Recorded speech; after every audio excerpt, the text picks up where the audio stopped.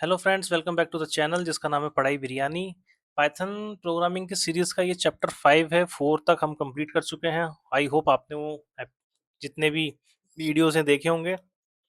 उसमें आपको कोई भी डाउट लगता है तो आप कमेंट कीजिए, मैं आपको एग्जांपल से उसका सॉल्यूशन दूंगा और आपका डाउट्स क्लियर करूंगा। ठीक है, आज हम इस सीरीज में आगे बढ़ते हैं और देखते हैं पाइथन में अगला टॉपिक जो कि है कंट्रोल स्टेटमेंट इन पाइथन। तो कंट्रोल स्टेटमेंट्स होता क्या? अगर आपसे पूछे कोई control what is control statement in Python, तो हम बोलेंगे कि control statements are used to control the flow of execution of a program. क्या बोल दिया मैंने? मैंने ये बोला कि किसी भी प्रोग्राम के एग्जीक्यूशन के फ्लो को कंट्रोल करने वाले जो भी फंक्शंस होते हैं उन्हें हम कंट्रोल स्टेटमेंट कहते हैं। ठीक है, मतलब कि आपने कुछ कोड लिखा, आपने उसको रन कराया तो वो नॉर्मल रन करेगा, बट हम उसमें अपना कंट्रोल लगा दे, उसको कस्टमाइज कर दे कि नहीं ये हमारे अकॉर्डिंग एग्जीक्यूट होना चाहिए, तो हमने उसके फ्लो को कंट्रोल किया, उसको बोलते हैं कंट्रोल स्टेटमेंट। तो कंट्रोल स्टेटमेंट हमारी क्या मदद करता है? कंट्रोल स्टेटमेंट हमें डिसीजन मेकिंग में हेल्प करता है, टास्क रिपीट करने में हेल्प करता है, और इससे हम नॉर्मल फ्लो को चेंज कर सकते हैं। पाइथन में मेनली 3 तरह के कंट्रोल सिस्टम स्टेटमेंट्स होते हैं। पहला होता है आपका decision making. Decision making statement आपका कंडीशन पे बेस होता है। इसमें हम क्या क्या यूज करते हैं? इसमें हम यूज करते हैं if statement, else if else statement, या फिर इफ एलिफ एल्स स्टेटमेंट। अभी होता क्या क्या है? ठीक है, तो डिसीजन मेकिंग में 3 हो गए आपके, इफ एल्स, इफ एलिफ और एल्स। ठीक है, मैं बताता हूँ, चलिए। यहाँ पे हमने एक कोड लिखा जिसमें हमने एज डिफाइन करी 17। ठीक है, तो हमने इफ यानी हमने एक कंडीशन लगा दी कि if age greater than equal to 18 है। ठीक है, कॉलन लगाया, प्रिंट कराया। अगर आप यहाँ से जब भी एंटर करेंगे तो वो इंटेंड होके ही आएगा, यहाँ स्पेस आएगा। इसका मतलब कि जो आपकी प्रिंट जो आपने यहाँ पे कमांड दी है वो इफ के अंदर रेगुलेट हो रही है, यानी कि जो भी प्रिंट करेगी वो इससे रिलेटेड प्रिंट करेगी। ठीक है, इसके अकॉर्डिंग एग्जीक्यूट होगी। तो अगर हम यहाँ पे लेते हैं इफ कंडीशन की if age is greater than 18, तो क्या प्रिंट हो जाएगा? You are eligible for voting. ठीक है, रन करा के देखें। ये रन नहीं हुआ, क्यों? क्यों रन नहीं हुआ? ये रन तो हो गया बट ये रिजल्ट नहीं देगा आपको, क्योंकि आपने इसमें कंडीशन डाली है ग्रेटर देन 18 होगा तब ये प्रिंट होगा, बट हमारी जो एज हमने 17 इंट्रोड्यूस कर रखी है। अगर हम इसको 17 की जगह 19 कर देते हैं और फिर हम इसको एग्जीक्यूट कराते हैं तो देखिए हमारा रिजल्ट प्रिंट होके आ गया, you are eligible for voting. ठीक है, तो ये हो गया आपका स्टेटमेंट। इसमें हम आगे जाते हैं तो नेक्स्ट है हमारा इफ एल्स स्टेटमेंट। मतलब कि इफ हमने एक कंडीशन पास करी, अगर वो सेटिस्फाई नहीं हुई तो क्या प्रिंट होना चाहिए वो हम इसमें डिफाइन कर देते हैं। ठीक है, जैसे हमने ऊपर लिया था कि हमने एक एज डिफाइन कर दी थी, उसके बाद लिखा था कि if age greater than equal to 18 then print you are eligible for voting, else you are not eligible for voting. अगर आपकी इफ कंडीशन सेटिस्फाई हो गई तो आपका प्रोग्राम यहीं एग्जीक्यूट होना रोक देगा, अपने एग्जीक्यूशन को यहीं पे रोक देगा। ठीक है, एग्जीक्यूशन एंड हो जाएगा उसका, और अगर नहीं होगा तो ये आपको प्रिंट करके दे देगा।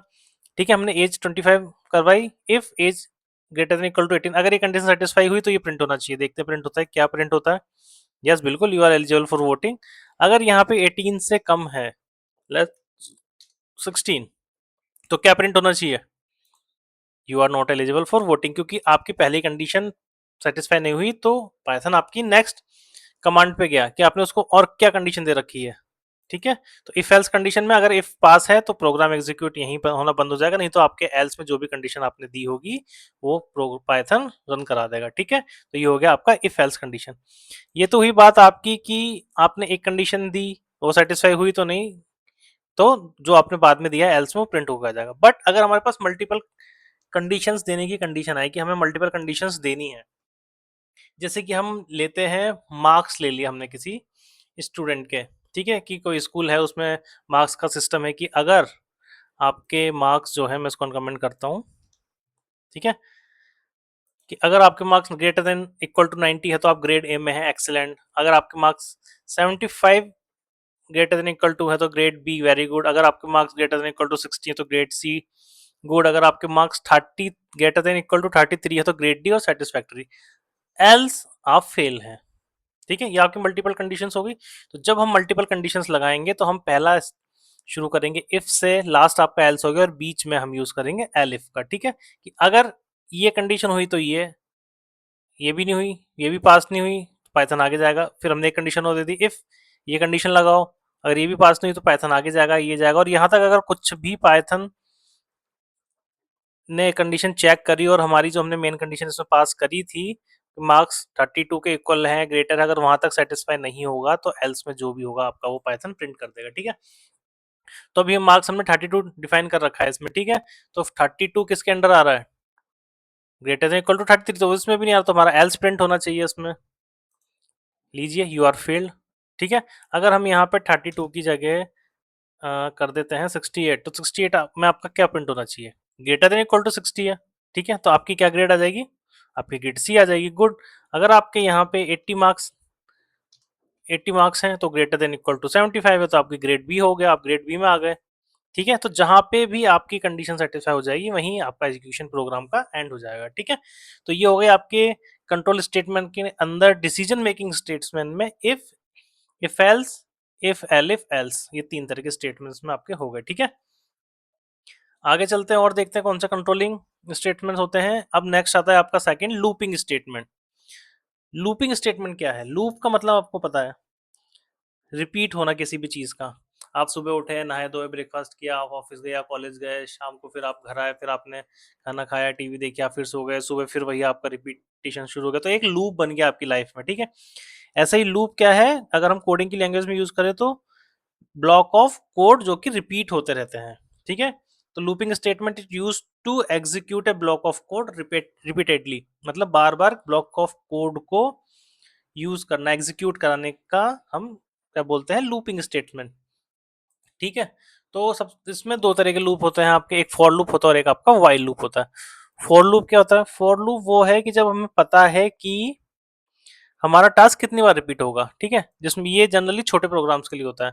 जैसे हमने यहाँ पे एक लिस्ट पास कराई, इसको अनकमेंट करता हूं मैं। ठीक है, हमने यहाँ पे एक लिस्ट पास कराई जिसमें हमने 5 इंटीजर पास करा दिए, नाम लिख दिए। ठीक है, नितिन, राहुल, रोशनी, प्रिया। अब क्या करेंगे, हम लगाएंगे लूप, फॉर लूप। अब लूप लगाया है तो लूप का नाम भी देना पड़ेगा, तो हमने यहाँ पे लूप का नाम मैंगो दे दिया। आप यहाँ पे लूप का नाम कुछ भी दे सकते हैं, आपने यहाँ पे लूप का नाम जैसे दे दिया, क्या दे दिया, आपने यहाँ लूप का नाम दे दिया बर्ड, तो वो भी चलेगा। अगर आप यहाँ पे STU कर देंगे, स्टूडेंट का शॉर्ट, तो वो भी चलेगा। ठीक है, तो फॉर लूप लगाया, लूप का नाम दिया इन।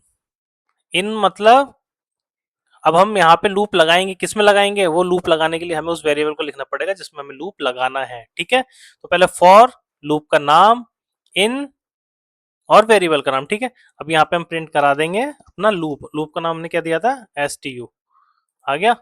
इसको कराया हमने एग्जीक्यूट। ठीक है, तो राहुल, नितिन, रोशनी, प्रिया, जिस सीक्वेंस में हमने डेटा एंटर कराया था उसी सीक्वेंस में आपका डेटा प्रिंट होके आ गया। ठीक है,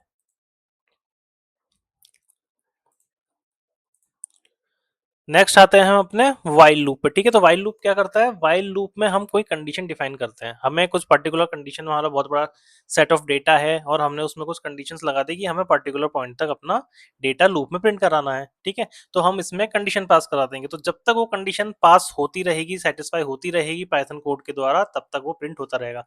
जहां पे, जिस पॉइंट पे कंडीशन ने सेटिस्फाई नहीं किया, वहीं पे आपका पाइथन प्रोग्राम एग्जीक्यूट होना बंद हो जाएगा, रन करना बंद हो जाएगा। ठीक है, तो जैसे हमने इसका सिंटेक्स लिखा कि हमने एक वेरिएबल में 1 इंट्रोड्यूस किया। ठीक है, फिर हमने व्हाइल लूप लगाया, हमने कंडीशन लगा दी कि जो हमारा वेरिएबल है वो लेस देन इक्वल टू 10 है, तो हम प्रिंट कराएंगे आई।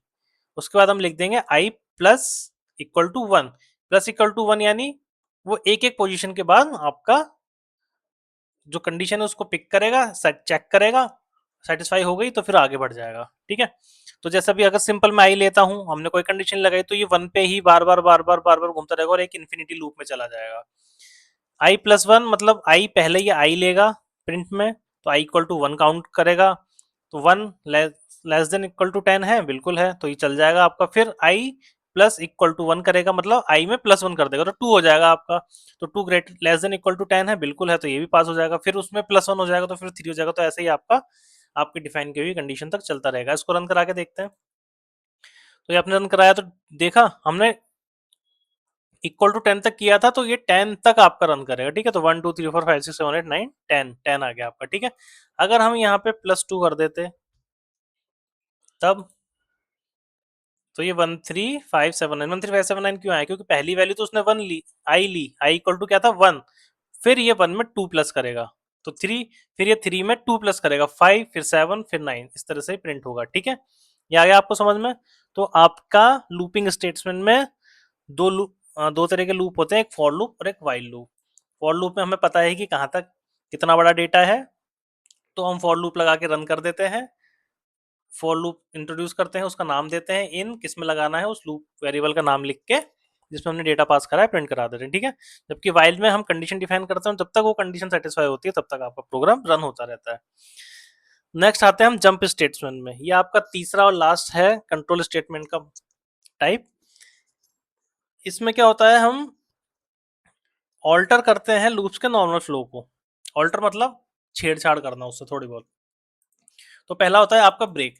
ब्रेक स्टेटमेंट यूज होता है कि आपको कहीं पे भी प्रोग्राम एंड करवाना है, कि आपने कोई कंडीशन पास कराई, जैसे ही वो कंडीशन आएगी उस कंडीशन के आते ही आप ब्रेक इंट्रोड्यूस करेंगे और आपकी जो पाइथन कोडिंग है वो वहीं पे रन होना बंद हो जाएगी, यानी आपका प्रोग्राम रनिंग वहां पे उस पॉइंट पे आके बंद हो जाएगा। ठीक, जैसे इसको देखते हैं।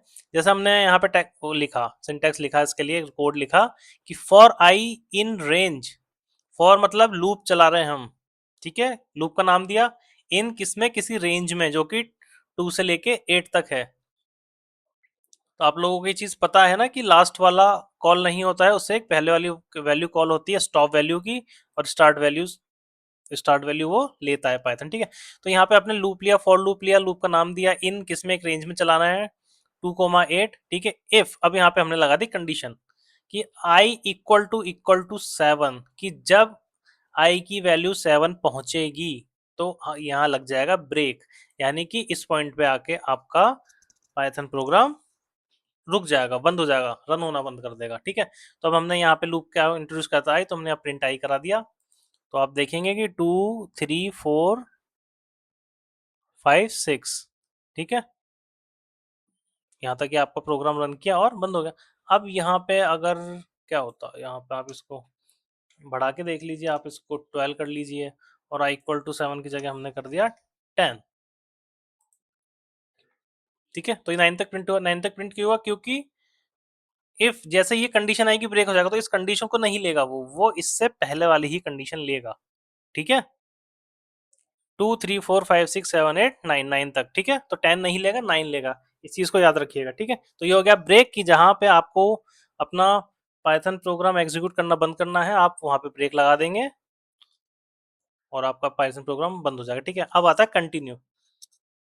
तो इसमें सेकंड स्टेटमेंट क्या हो गया आपका, कंटिन्यू स्टेटमेंट। ये क्या करेगा कि जो आप कंडीशन इसमें डिफाइन करेंगे उसको स्किप कर देगा और कंटिन्यू चलता रहेगा आपकी थ्रू आउट द रेंज, जो भी आप इसमें पास करेंगे। तो हमने फॉर लूप लिया, लूप का नाम दिया हमने आई इन, किस में लगाना, एक रेंज में 1,10। ठीक है, अब यहाँ पे हमने कंडीशन दे दी कि if I equal to 6 then continue print I. तो यहाँ पे क्या आ जाएगा, मैंने बताया कि आपका 6 स्किप हो जाएगा। देखिए 1, 2, 3, 4, 5, उसके बाद 7, 8, 9। ठीक है, देखा। तो ऐसे ही तो कंटिन्यू में क्या होगा, जहां पे आप कंडीशन डालेंगे उसको छोड़ के बाकी सब जो भी आपका डेटा होगा वो सारा प्रिंट हो जाएगा। तो ये हो गया आपका कंटिन्यू स्टेटमेंट। लास्ट इसमें आपका तीसरा पास स्टेटमेंट। पास स्टेटमेंट क्या है कि आप पास कर देंगे, अगर आपको कुछ भी नहीं चाहिए, आपको सिर्फ रन कराना है, कोई एरर भी होगी तो ये नहीं शो करेगा, ये पास कर देगा और आपका प्रोग्राम चलता रहेगा और कोई रिजल्ट शो नहीं करेगा, ना कोई रिजल्ट ना कोई एरर। देखिए पास किया, ये आ गया, ब्लैंक आ गया, रन कराते दीजिए, देखिए सब तो चलता रहेगा, कुछ नहीं आएगा इसमें आपका। ठीक है, तो आपका कंट्रोल स्टेटमेंट में 3 तरह के कंट्रोल स्टेटमेंट हो गया, decision making, looping and jump. Decision making में आपका इफ एल्स, इफ एल्स आएगा, लूप में आपका फॉर लूप वाइल लूप आएगा, जबकि जंप स्टेटमेंट में आपका ब्रेक, कंटिन्यू और पास आ जाएगा। ठीक है, यहाँ तक सबको क्लियर है। चलिए, तो अब हम एक काम करते हैं, हम लूप का यूज करके एक टेबल प्रिंट करके देखते हैं। ठीक है, तो टेबल प्रिंट करने के लिए क्या करेंगे, एक लूप चलाएंगे, हमें पता है कहाँ तक चलाना है, तो हमें फॉर लूप का यूज करेंगे। तो हमने फॉर लूप के लिए फॉर प्रिंट किया, हमने एक लूप का नाम दिया इन, किस में चलाना है, एक रेंज में 1 से 1, 10, 1 to 10 चलाना है, टेबल 10 तक लिखते हैं हम, तो हमने 11 क्यों लिया, क्यों, क्योंकि एंड वैल्यू नहीं लेगा n-1। ठीक है, तो हमें एक एक्स्ट्रा लिखनी पड़ेगी, इसलिए हमने यहाँ से 1 और 11 तक की रेंज ली है। ठीक है, अब प्रिंट कराने में मैंने आपको बोला था प्रिंट आप हमेशा कराइए कि जो प्रिंट होके आए तो अच्छा लगे। ठीक है, तो हमने डबल कोट में जो भी लिखेंगे वो एज इट इज प्रिंट आएगा, कंडीशन हम बाहर पास कर देंगे। तो हमने डबल कोट में 5x लिखा, क्योंकि हम कैसे लिखते थे अपनी table, 5x1 equal to 5, 5x2 equal to 10, 5x3 equal to 15, ऐसे होता था। ठीक है, तो 5x और इक्वल टू हमें चाहिए, तो ये हमने डबल कोट में लिख दिया। बट 5x के बाद क्या आना चाहिए, नंबर आना चाहिए 1। तो 1 कहां से आएगा आपका, आपके लूप में से। तो आपने टी पास कराया, लूप का नाम आपने टी दिया था, ठीक है, इक्वल टू, और फिर आना चाहिए आपका हर वैल्यू लूप की 5 के मल्टीपल के साथ, तभी वो 5 की टेबल बनेगी। तो 5 मल्टीप्लाई टी, ठीक है। तो ये लूप आपका हो गया। अब आप इसको प्रिंट करा देंगे। तो देखिए 5 into 1 equal to 5, 5 into 2 equal to 10, 5 into 3 equal to 15। तो ये हो गया आपकी 5 की टेबल। आप किसी की टेबल प्रिंट करा सकते हैं, मान लो हम 8 की टेबल प्रिंट कराना चाहते हैं, तो आप यहाँ 8 की टेबल प्रिंट करवा देंगे। 8 1 8, 8 2 16, 8 3 24, 8 10 80, ठीक है, डन। तो ये आपने एक लूप का यूज करके टेबल प्रिंट करा दी। अब चलते हैं आगे और हम देखते हैं एक नेक्स्ट टॉपिक, जो कि आपने देख ही लिया होगा, फंक्शंस। तो फंक्शंस क्या होता है पाइथन में। फंक्शन, अगर डेफिनेशन की बात करें तो function is a block of reusable code that performs a specific task. आया समझ में, सिंपल इंग्लिश है, कुछ नहीं। कि जो फंक्शन है वो रीयूजेबल कोड का एक ब्लॉक है, मतलब एक सेक्शन, एक पार्ट सा कुछ बना होते हैं इसमें, जैसे प्री डिफाइंड होते हैं सब, कि या तो प्री डिफाइंड होंगे या हम डिफाइन करेंगे, दो ही चीज होती है, ठीक है। तो रीयूजेबल कोड का एक ब्लॉक जो कि एक पर्टिकुलर स्पेसिफिक, मतलब प्री डिफाइंड होगा कि इस फंक्शन के थ्रू ये होना चाहिए, उस टास्क को करने के लिए यूज करते हैं, ठीक है। Function is a block of reusable code. Function क्या है, एक रीयूजेबल कोड का ब्लॉक है जिससे हम क्या करते हैं, कोई स्पेसिफिक टास्क परफॉर्म करते हैं। तो अभी फंक्शन हमारे काम क्या आता है पाइथन में, क्यों हम इसको यूज कर रहे हैं। तो फंक्शन आपका हेल्प करता है किसी भी प्रोग्राम को ऑर्गेनाइज करने के लिए, उसके जो कंडीशन है उसको रीडेबल बनाने के लिए, यूजर फ्रेंडली और रीयूजेबल भी, मतलब हम उस फंक्शन को दोबारा भी यूज कर सकते हैं, ठीक है। इसको थोड़ा समझते हैं। जैसे हमने यहाँ पे डेफ ग्रीट लिखा, डेफ क्या है, डेफ यानी डिफाइन करना। तो हमने यहाँ पे क्या डिफाइन किया, एक ग्रीट नाम का फंक्शन, ठीक है, कॉलन लगाया, फिर हमने प्रिंट करवा दिया हाई एवरीवन। उसका जब भी हम फंक्शन को कॉल करेंगे तो क्या प्रिंट होकर आएगा हमारा, हाई एवरीवन, सी, हाय एवरीवन, ठीक है। हमने डिफाइन किया एक फंक्शन, फंक्शन में हमने प्रिंट कराया हाय एवरीवन, और जब हमने फंक्शन को कॉल किया तो हमारा आउटपुट क्या आएगा, हाय एवरीवन, जो कि आ जाएगा। हाय एवरीवन को हम कर दो हाय मास्टर, तो ये आपका हाय मास्टर प्रिंट कर देगा, कर दिया, ठीक है। नेक्स्ट चलते हैं और देखते हैं इसमें क्या है कि फंक्शंस विद पैरामीटर और फंक्शन विद रिटर्न वैल्यू। अब इसमें ये दो चीजें होती है, तो फंक्शन विद पैरामीटर और फंक्शन विद रिटर्न वैल्यू क्या है। फंक्शन विद पैरामीटर तो ये है कि जो पैरामीटर होता है फंक्शन में वो अलाउ करता है डेटा पास कराने के लिए। अगर हमें किसी फंक्शन में कोई डेटा पास कराना है, कोई डेटा एंटर करना है, इनपुट करना है, तो उसके लिए हम पैरामीटर का यूज करेंगे। तो इसमें हमने क्या किया, वही एग्जांपल जो मैंने अभी आपको ऊपर बताया था। हमने एक फंक्शन लिखा, हमने उसमें पैरामीटर पास कर दिया हेलो पाइथन, आपने फंक्शन को कॉल किया और हमारा प्रिंट होके आ गया hello Python. Hello master, hello hi, hello Python दोनों आ गए, क्योंकि दोनों प्रोग्राम आपके रनिंग है। तो हम इसको कमेंट बना देते हैं, ठीक है। तो ये हो गया आपका फंक्शन विद पैरामीटर। नेक्स्ट आते हैं कि फंक्शन विद रिटर्न वैल्यू। हमें रिटर्न वैल्यू की जरूरत क्या पड़ी, जब हम नॉर्मल प्रिंट करा सकते हैं अगर किसी फंक्शन में, तो रिटर्न वैल्यू का यूज हम तब करेंगे जब हम कोई दो कंडीशन, इसमें दो अलग अलग वैल्यूज इनपुट करेंगे और हमें उनसे कुछ एक अपना पसंद का रिजल्ट चाहिए होगा, ठीक है। समझाता हूँ चलो, कि फंक्शन में रिटर्न वैल्यू क्या, कि हमने इसमें डिफाइन किया एक ऐड फंक्शन, उसमें दो वैल्यूज हैं ए और बी, ठीक है। तो हमें रिटर्न में क्या चाहिए, हमें रिटर्न में चाहिए ए मल्टीप्लाई बाय बी। चलो मल्टीप्लाई ना करके उसको प्लस कर देते हैं। तो हमें चाहिए ए प्लस बी, मतलब हमने जो ऐड फंक्शन में दो वैल्यूज इनपुट कराई है उसका रिटर्न हमें ए प्लस बी चाहिए, हमेशा जब भी चाहिए। तो अगर हमने ये डिफाइन कर दिया तो आगे हम कहीं भी ऐड फंक्शन डालेंगे तो रिटर्न होके आ जाएगा, ठीक है। तो अब हमने यहाँ पे एक वेरिएबल लिख दिया टोटल, टोटल में हमने लिख दिया अपना फंक्शन, फंक्शन में हमने दो वैल्यू अपनी इनपुट कराई 5 और 3, और प्रिंट करा दिया वेरिएबल जिसमें हमने फंक्शन इंट्रोड्यूस किया। तो क्या आंसर आना चाहिए आपको बताइए, 5 + 3 8, ठीक है। तो रिटर्न वैल्यू क्या होता है, रिटर्न वैल्यू आपका क्या करता है, रिटर्न वैल्यू आपका फंक्शंस में जो भी वैल्यू होती है जो हम रिटर्न करके देता है, मतलब जैसा नाम वैसा काम। Function can returns value using return statement, मतलब रिटर्न स्टेटमेंट का यूज करके फंक्शन जो होता है वो अपनी वैल्यू रिटर्न कर देता है। अब टाइप ऑफ फंक्शन, फंक्शन के कितने टाइप होते हैं? फंक्शन के होते हैं बेसिकली दो टाइप, जो मैंने आपको ऊपर बताया था, या तो बिल्ड इन होंगे, पहले से बने होंगे प्री डिफाइंड, या फिर हम बनाएंगे यूजर डिफाइंड। दो ही तरह के हुए, ठीक है। तो बिल्ड इन फंक्शन जैसे जो पहले से बने हुए, जो आपको पता भी है, मैं पहले भी हम इतना पढ़ चुके हैं। जैसे आपका एक हो गया फंक्शन प्रिंट, अपने को हेलो प्रिंट करना कर दिया। एक फंक्शन हो गया आपका लेंथ, कि हमने जो प्रिंट करा रहे हैं उसकी लेंथ क्या है। एक हो गया प्रिंट आपका मैक्सिमम, कि हम जो भी डेटा पास करा रहे हैं उसमें मैक्सिमम नंबर कौन सा है। तीनों को एक साथ प्रिंट करके देख लेते हैं। प्रिंट हेलो कराया, हेलो हो गया। प्रिंट एल एन क्या है, एल एन लेंथ, ठीक है। हेलो की, तो हेलो की कितने कैरेक्टर्स में, H C double L O 5, तो आपका 5 आ गया। अब हम इसमें मैक्सिमम वैल्यू चाहिए इस डेटा में, तो मैक्सिमम क्या है 25, तो आपको 25 आ गया। अब इसको आप 25 ना करके 50 कर दो। आप इसको हेलो की जगह पाइथन कर दो, आप हेलो को हाई कर दो, कुछ भी कर दो, ठीक है। ये सिर्फ एग्जांपल के लिए, ज्यादा कंफ्यूज नहीं होना। तो हाई 650 आपका प्रिंट होके आ गया, ठीक है। तो ये हो गया आपके बिल्ट इन फंक्शन जो उसमें पहले से इंट्रोड्यूस है। अब यूजर डिफाइंड फंक्शन, तो यूजर डिफाइंड फंक्शन क्या है, कि हमें कोई पर्टिकुलर कंडीशन चाहिए पर उस तरह का कोई फंक्शन है नहीं पाइथन में, बट हम इंट्रोड्यूस कर सकते हैं अपने लिए, ठीक है, जिससे हमारा जो कोड है वो ईजी हो जाएगा। तो इसमें हमने एक फंक्शन डिफाइन किया, एसक्यूआर। एसक्यूआर क्या है, हमें एक स्क्वायर कराना दो नंबर का लेस से, ठीक है। तो हमने शॉर्ट में एसक्यूआर लिख दिया। इसमें हम क्या एंटर कराएंगे, नंबर एंटर कराएंगे। ऑब्वियस कॉलन लगाया हमने, कॉलन का यूज हमेशा याद रखिएगा फंक्शन डिफाइन करने का, नहीं तो एरर शो करेगा। करके दिखाऊं, आपने कॉलन नहीं लगाया, भूल गए, लो जी एरर आ गया। क्या एरर आया आपका, कॉलन का। मैंने बोला ना आपको, जब भी एरर आए ध्यान रखिए, एरर को ध्यान से पढ़िए, वहीं आपको सॉल्यूशन मिल जाएगा, ठीक है। ये आपने कॉलन लगा दिया, एग्जीक्यूट कराया, 16 हो गया, ठीक है। कैसे आया ये देखता हूँ, बताते हैं अभी, ठीक है। तो यहाँ पे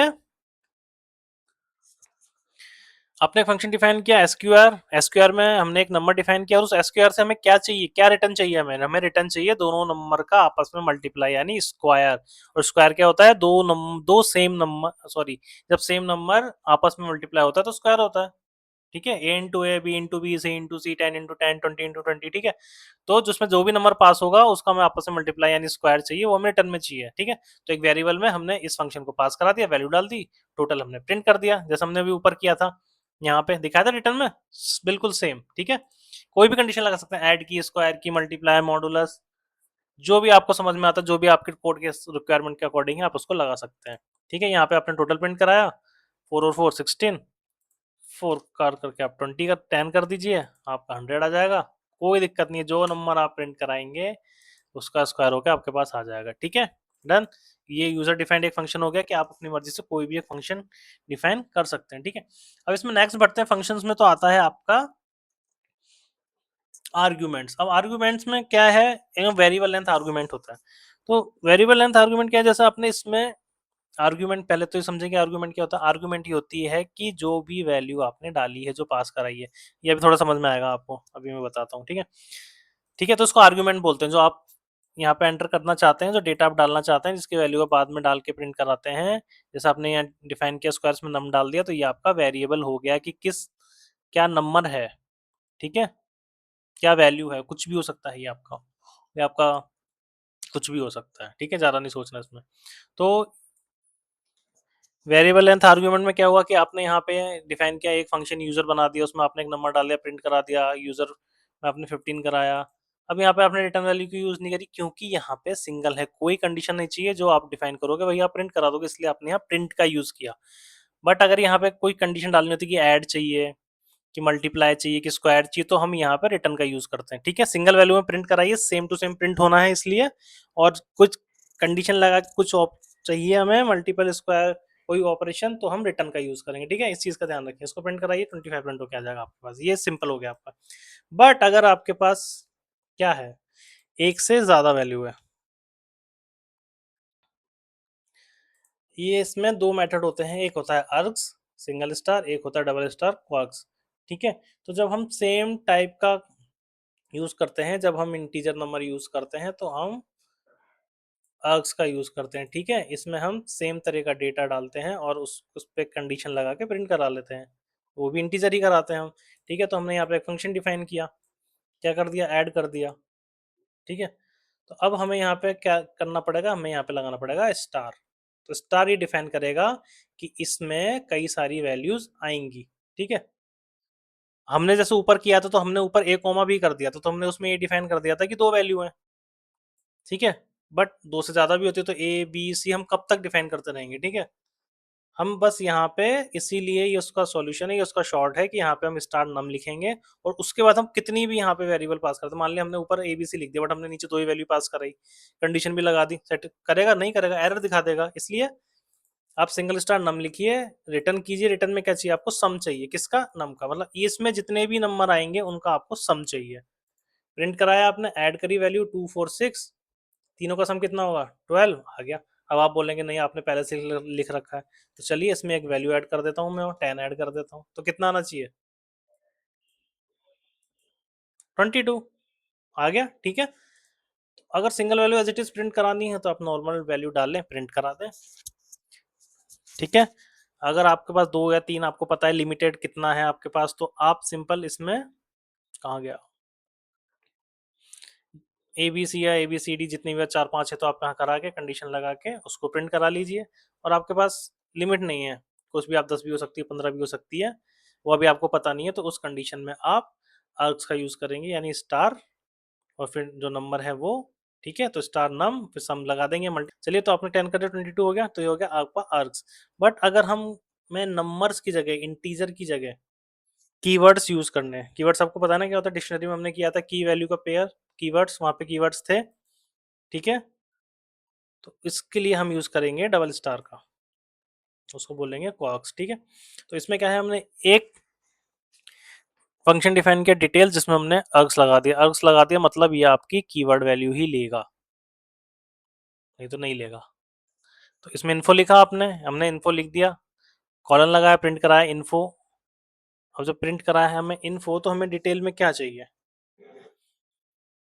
डिटेल क्या है, डिटेल तो हमने फंक्शन पास कराया ना, तो आपने प्रिंट करा दिया इन्फो। तो बट हमें डिटेल्स में चाहिए कि, हमें चाहिए कि नाम आर्यन आ जाए, एज 24 आ जाए और सिटी आगरा, ये हमारा जो है इस डिटेल फंक्शन में एंटर हो जाए। ये कराया आपने रन, ठीक है। तो ये आपकी डिक्शनरी बन गई, आपका नेम आ गया आर्यन, आपकी एज आ गई 24, आपकी सिटी आ गई आगरा, ठीक है। अगर, तो यहाँ फंक्शन खत्म होता है, तो हमने कंट्रोल स्टेटमेंट पढ़ लिया और फंक्शंस पढ़ लिए, ठीक है। थर्ड टॉपिक पे आते हैं जो कि हमारा स्कोप। अब स्कोप क्या होता है, scope determines where a variable can be accessed in the program, मतलब कि जो वेरिएबल हम इंट्रोड्यूस कराते हैं उसको प्रोग्राम में हम कहाँ से एक्सेस कर सकते हैं, उसको स्कोप बोलते हैं।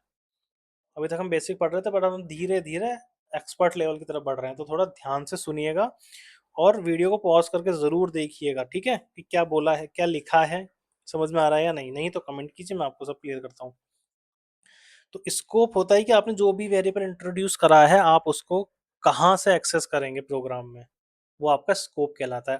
अब ये चार तरह पे काम करता है, जिसको हमने रूल का नाम दे दिया LEBG, LEBG रूल।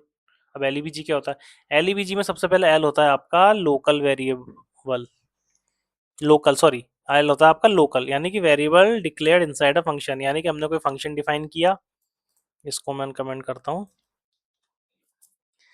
ठीक है। फंक्शन डिफाइन किया, कॉलन लगाया, इसमें फिर आपने एक वेरिएबल इंट्रोड्यूस कर दिया कि नेम नितिन आ गया। तो अब यहाँ पे जब हम प्रिंट नेम करेंगे, ठीक है, तो अब आपका जो ये वेरिएबल है आपका इस फंक्शन में चला गया, तो जब हम इस वेरिएबल को प्रिंट करके इस फंक्शन को कॉल करवाएंगे, तो आपके पास क्या प्रिंट होके आना चाहिए, नितिन, ठीक है। तो ये हो गया जब इनसाइड द फंक्शन, यानी जब वेरिएबल फंक्शन के अंदर है और उसको हम वहीं से कॉल कर रहे हैं, तो ये हो गया आपका लोकल, ठीक है।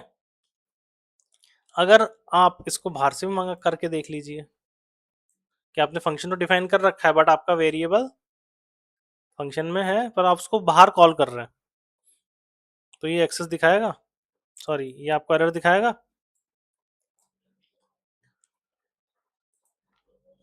एरर आ गया क्योंकि नेम आपका डिफाइन ही नहीं है। आपने यहाँ तो, आपको यहाँ तो लग रहा होगा कि मैंने नेम डिफाइन कर दिया वेरिएबल में हमने, बट हमने उसको प्रिंट के थ्रू कमांड तो दी ही नहीं ना कि वो प्रिंट भी करेगा उस चीज को, कि जब हम ग्रीट को कॉल करेंगे। क्योंकि हमने ऊपर देखा ना कि जब हमने फंक्शन में जब सिंपल कमांड हमने लिखी थी ग्रीट की, तो हमने यहाँ पे प्रिंट कराया था तब जाके ग्रीट कॉल करने पर वो प्रिंट हुआ था। जब हमने यहाँ पे प्रिंट कराया ही नहीं है, हम उसको बाहर फंक्शन कॉल करने के बाद हम उसको कॉल कर रहे हैं वेरिएबल को, तो वो आपको एरर शो करेगा, ठीक है?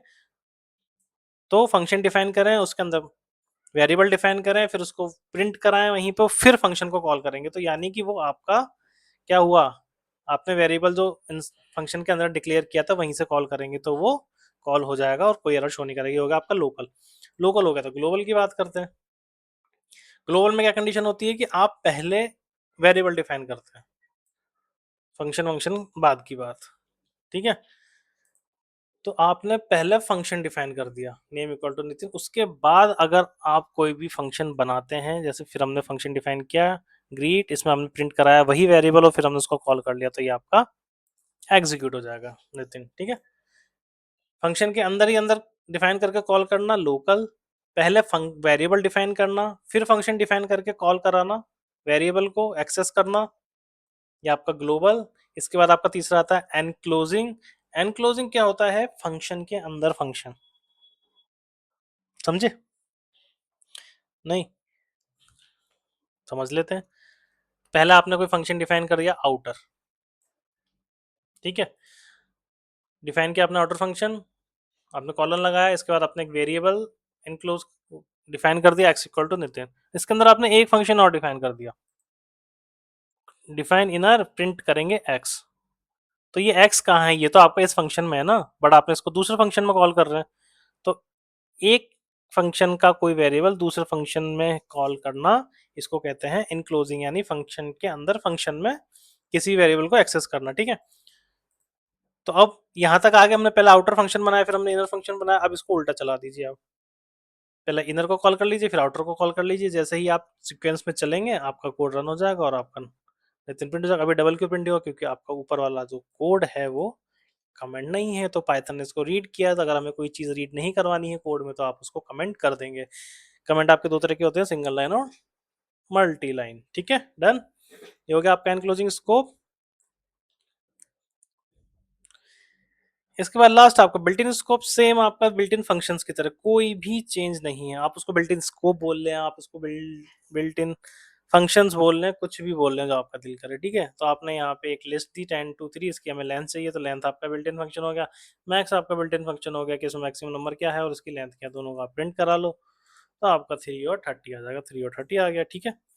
तो ये आपका स्कोप हो गया। इसके साथ हमने स्कोप भी खत्म कर लिया, तो हमारा आज का तीसरा टॉपिक खत्म। अब आते हैं नेक्स्ट टॉपिक पे, जो कि है लैम्बडा। लैम्बडा आपने बहुत सुना होगा, आपने नॉर्मल मैथ्स में भी सुना होगा, उसके बाद अब आप यहाँ पे भी सुन रहे हैं पाइथन में। तो लैम्बडा होता क्या है? लैम्बडा बहुत सिंपल सा है, एक एक्सप्रेशन देंगे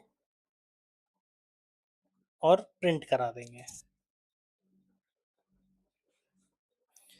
ठीक है?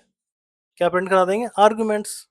लैम्बडा में आर्गुमेंट्स पास होते हैं, ठीक है? और मल्टीपल नंबर ऑफ आर्ग्यूमेंट्स को एक एक्सप्रेशन यूज करके लैम्बडा के थ्रू हम अपना प्रोग्राम रन करवा सकते हैं, ठीक है?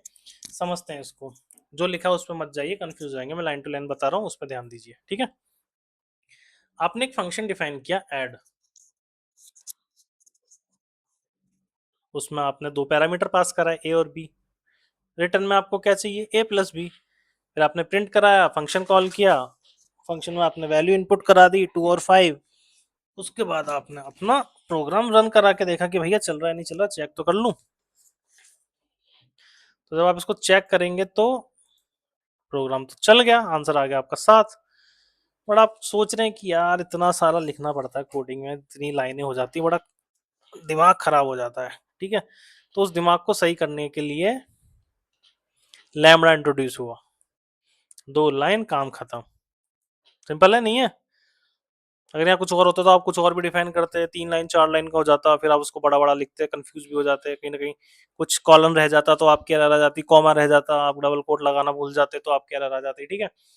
तो लैम्बडा क्या करता है, आपके मल्टीपल आर्ग्यूमेंट्स को एक एक्सप्रेशन में लिखा के एग्जीक्यूट कर देता है। हमें क्या, हमने एक वेरिएबल लिखा ऐड, उसमें क्या पास करा है, लैम्बडा। लैम्बडा के साथ सबसे पहले आप अपने आर्ग्यूमेंट्स डिफाइन करेंगे, A B C D E F G H Z double Z double Y triple Y, जो मर्जी हो, सो ऑन, जो आपका मन करे, जहां तक आपका मन करे, ठीक है, वहां तक आपने लैम्बडा में पैरामीटर्स लिख दिए। अब उसमें फिर आपने कंडीशन लगा दी कि आपको क्या चाहिए, आपको ए प्लस बी प्लस सी चाहिए कि ए मल्टीप्लाई बी प्लस सी चाहिए, जो भी आपको चाहिए। फिर आप प्रिंट करेंगे, क्या प्रिंट करेंगे आप, वेरिएबल अपना, और उसमें 3 कंडीशन पास कराएंगे, तो आपका 13 आ गया। आपका 13 कैसे आया, बताओ। अगर a मल्टीप्लाई बी प्लस सी हो रहा है तो 13 कैसे आया, तो पहले इसने पहले फंक्शन को दूसरे तक कॉल किया, a मल्टीप्लाई बी यानी 2 मल्टीप्लाई बाय 5 10 प्लस 3 13, तो आपका 13 आ गया, ठीक है। इसको आप माइनस कर देंगे तो क्या आना चाहिए आपका, तो आपका 0 आ गया। जब हमने 2 में से 5 किया तो -3 आया, -3 और +3 कितना हो गया, 0 हो गया। सिंपल है ना, मैथ्स का काम किया इसने आपका। तो लैम्बडा क्या है, आपके मल्टीपल आर्ग्यूमेंट्स को सिंगल लाइन में डिफाइन करके एक सिंगल एक्सप्रेशन के साथ प्रिंट करवा देता है, ठीक है। वेरिएबल में लैम्बडा लगाएंगे, आर्ग्यूमेंट्स लिखेंगे, कॉलन लगा के कंडीशन पास करेंगे, प्रिंट कर देंगे अपने वेरिएबल को, वैल्यू इनपुट करके, और आपका कोड रन कर जाएगा। सिंपल, ठीक है। ये हो गया आपका लैम्बडा क्या होता है, कैसे यूज करते हैं। अब हमें लैम्बडा यूज करके हमें मान लीजिए किसी नंबर का स्क्वायर लगाना है। कंडीशन से में जैसे हमने यहाँ ऐड किया, मतलब सॉरी ऐड वेरिएबल लिया, आप अपनी नॉलेज के लिए स्क्वायर को एसक्यूआर लिख दो, ठीक है, समझने में इजी रहेगा। कुछ भी ले सकते हैं आप, यहाँ मेरा नाम अपना नाम भी लिख देंगे तो भी रन करेगा, क्योंकि ये वेरिएबल है, आप कुछ भी नाम दे सकते हैं, ठीक है। वेरिएबल की कंडीशन मुझे कमेंट में बताइए कि क्या क्या होता है, कि क्या कंडीशन होनी चाहिए वेरिएबल डिफाइन करने के लिए, ठीक है। तो आपने एसक्यूआर में लैम्बडा पास किया, लैम्बडा में क्या स्क्वायर क्या होता है, सेम वैल्यू का मल्टीपल आपस में क्या कहलाता है, स्क्वायर। तो हम यहाँ पे एक ही पैरामीटर लिखेंगे ए को हम कॉलन लगा के कंडीशन पास कर देंगे, A multiply B, A multiply A, print करा देंगे, स्क्वायर वैल्यू पुट कर देंगे 5, क्योंकि 5 का चाहिए, 5 का नहीं चाहिए, चलो हम 8 का ले लेते हैं, 8 8 64, लीजिए 8 का 64 आ गया, तो हमने स्क्वायर निकाल लिया। ऐसे ही हम मैक्सिमम नंबर निकाल सकते हैं कि हमने एक मैक्स वेरिएबल में लैम्बडा पास करवाया, उसमें हमने पैरामीटर डाल दिए ए और बी, 2 नंबर हैं हमारे, 3 भी कर सकते हो आप इसको, हमने 2 कर दिया, ए और बी कॉलन लगाया, कंडीशन लिख दी कि ए प्रिंट हो अगर ए बी से बड़ा है, नहीं तो बी प्रिंट हो जाए। तो हमने प्रिंट कराया क्या, अपना वेरिएबल, 2 वैल्यू उसमें एंटर कराई, 12 और 25, तो ए प्रिंट हो जाए अगर ए बी से बड़ा है, तो क्या ए बी से बड़ा है, ए 12 से 25 से बड़ा है, नहीं ना, तो क्या प्रिंट होगा, बी, तो बी क्या है 25, तो आपको 25 आंसर आ जाएगा। डन, आ गया 25, सिंपल। इसको कर दो कमेंट। तो आपने लैम्बडा यूज करके स्क्वायर किया, लैम्बडा यूज करके मल्टीप्लाई किया, ठीक है। अब आप यूज करेंगे लैम्बडा मैप के साथ। अब मैप क्या होता है भैया, मैप करना मतलब जुड़ना किसी भी चीज से। जैसे अगर हमने यहाँ पे कोई वेरिएबल पास कराया है, उसमें हमने लिस्ट पास कराई 1 2 3 4 5, ठीक है। अब हमें क्या चाहिए, हमें इस लिस्ट में हर पर्टिकुलर नंबर का स्क्वायर चाहिए, या हर उस पर्टिकुलर नंबर में +1 या +2 चाहिए, ठीक है। तो मैं आपको दो चीज समझा देता हूँ। जैसे हमने यहाँ स्क्वायर 1 कर दिया, इसको कर लेते हैं कॉपी पेस्ट, वेरिएबल का नाम तो बाबू बदलना पड़ेगा, तो वेरिएबल का नंबर कर दिया 2, मैप किया हमने लैम्बडा स्क्वायर 2, और यहाँ पे हमें क्या चाहिए, हमें चाहिए कि plus equal to, sorry plus equal to, अरे प्लस इक्वल टू 2 आए, ठीक है। तो अब यहाँ पे हम दोनों को प्रिंट करा देंगे, हम यहाँ पे प्रिंट करा देंगे SQR, गलत लिखा क्या, हाँ 2, ठीक है। तो हमारे दोनों वेरिएबल आ गए, हमारा SQR1 SQR2, ठीक है। तो मैप क्या है, मैप है कि आपका जो आपने डेटा इंट्रोड्यूस किया है, लिस्ट कराया है, टपल कराया है, उसकी हर एक वैल्यू के साथ आपका लैम्बडा फंक्शन काम करे, मैप करे, जुड़ जाए, ठीक है। तो इसका सिंटैक्स क्या हो गया, यानी कोड किस तरह से लिखेंगे, आपने लिस्ट इंट्रोड्यूस करी 1 2 3 4 5, आपने एक वेरिएबल लिया स्क्वायर 1, इसको हम स्क्वायर ना करके इसको हम कर देते हैं ऐड 2, क्योंकि हम 2 2 ऐड करते हुए चल रहे हैं, कंफ्यूजन नहीं है ना, इसलिए लिख देता हूँ, ठीक है। तो हमें पहले वेरिएबल में क्या चाहिए कि हमने लिस्ट ली, लिस्ट में हमने मैप किया लैम्बडा की कंडीशन की, आर्गुमेंट कॉलन कंडीशन, ठीक है। Argument x, condition x multiply multiply 2, या तो हम सेम नंबर है तो हम x इंटू एक्स लिख देंगे तो आपका स्क्वायर हो गया, बट आपका कोई भी नंबर है, हमें स्क्वायर लगाना है डायरेक्ट, हमें स्क्वायर का फॉर्मूला देना है, तो हम इसमें डबल मल्टीप्लाई का यूज करेंगे, ठीक है। तो x मल्टीप्लाई मल्टीप्लाई 2 यानी x की जगह कोई भी वैल्यू होगी उसका स्क्वायर ही आएगा, ठीक है। यहाँ पे ले लिया, फिर हमने अपनी लिस्ट पास करा दी, ठीक है। ऐसे ही अगर हमें उसमें ऐड करने हैं दो दो नंबर सब में, तो हमने एक ऐड वेरिएबल लिया, मतलब वेरिएबल का नाम ऐड दिया, हमने अपनी लिस्ट ली, क्योंकि लिस्ट ही है हमारे पास, ठीक है। उसमें हमने मैप फंक्शन लगाते हुए लैम्बडा पास करा दिया, आर्ग्यूमेंट एक्स, और कंडीशन हमने लगा दी एक्स प्लस इक्वल टू 2, और हमने अपनी यहाँ पे लिस्ट को मेंशन कर दिया। अब हम दोनों को प्रिंट कराएंगे तो दोनों का क्या रिजल्ट आएगा बताइए। एक में आएगा हमारा स्क्वायर, और इसमें आता है एरर, इनवैलिड सिंटैक्स, ठीक है, इक्वल टू नहीं आएगा वहां पे, ठीक है। तो एक में आपका स्क्वायर आ गया कि 1 का स्क्वायर 1, 2 का स्क्वायर 2, 4, 3 का स्क्वायर 9, 4 का स्क्वायर 6, 5 का स्क्वायर 25। वहीं हम सबने सब में 2 2 ऐड कर दिया, तो 3 4 5 6 7 सब में 2 2 ऐड होके आ गया, ठीक है। तो ये तो हो गया आपका लैम्बडा फंक्शन आपके डेटा के साथ मैप करना, ठीक है। इसके बाद और लैम्बडा क्या काम आता है, लैम्बडा फिल्टर करने के भी काम आता है। फिल्टर करने का काम, जैसा आपने कोई लिस्ट यहाँ पे पास कराई, वेरिएबल नाम दिया, उसमें आपने एक लिस्ट इंट्रोड्यूस कर दी 1 2 3 4 5, और फिर आपने एक फिल नाम के वेरिएबल में एक लिस्ट, जो हमारी लिस्ट थी उसमें हमने फिल्टर लगा दिया लैम्बडा यूज करके। लैम्बडा क्या कहता है, argument, sorry, argument colon condition. तो एक्स मॉडुलस 2 का मतलब क्या है कि एक्स वैल्यू है वो 2 से डिवाइड हो रही है, और इक्वल टू 0 मतलब उसका रिमाइंडर 0 आना चाहिए। ये सब डेटा कहाँ से उठेगा, नम वेरिएबल में से। हमने अब फिर यहाँ पे प्रिंट कराना है क्या, जहाँ पे हमने कंडीशन लगाई है फिल वेरिएबल, तो यहाँ को फिर लिखा, इसको एग्जीक्यूट कराया, तो 2 और 4 ही क्यों आया, 3 क्यों नहीं आया, 5 क्यों नहीं आया, क्योंकि अगर हम 3 को 2 से डिवाइड करेंगे तो 1 आएगा, और 5 से डिवाइड करेंगे तो भी हमारा जो रिमाइंडर है वो 1 आएगा, तो और हमें रिमाइंडर चाहिए 0, ठीक है।